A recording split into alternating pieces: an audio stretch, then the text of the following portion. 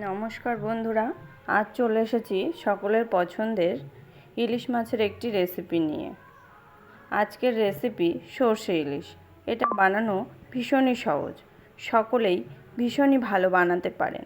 তবে আমি কিভাবে বানাই সেটাই আমি আপনাদের সঙ্গে শেয়ার করব।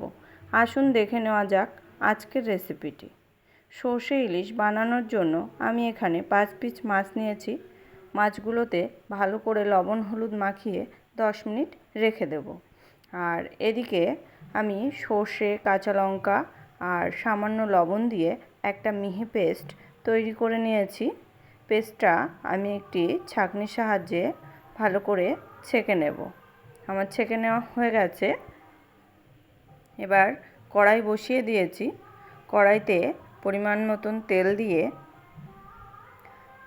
আমি কালো জিরে ফোড়ন দিয়েছি। ফোড়নটা একটু ভাজা ভাজা হলে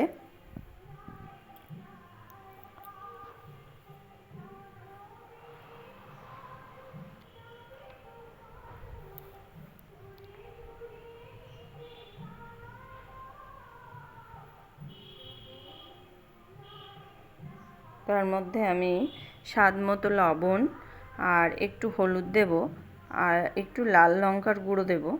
দিয়ে আমি এটাকেও একটু হালকা ভেজে নেব।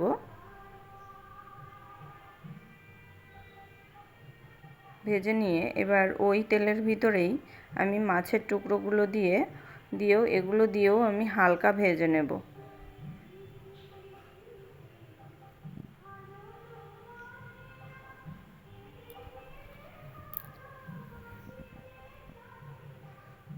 এবার আমি সেই বেটে রাখা পেস্টটা দিয়ে দেব। মশলাটা দিয়ে এখানে আমি পরিমাণ মতো জলটাও দিয়ে দেব। দিয়ে এটা একটু উল্টে পাল্টে দিয়ে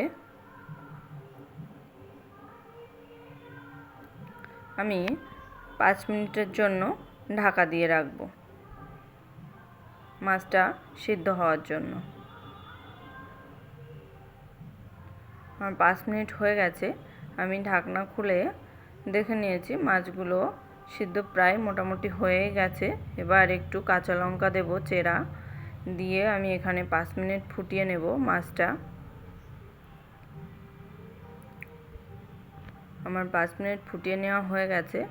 এবার আমি এতে অল্প পরিমাণে 1 চামচ মতো সর্ষের তেল দেব, কাঁচা সর্ষের তেল দিয়ে এটাকে ভালো করে মিশিয়ে নিলেই আমাদের রেডি সর্ষে ইলিশ।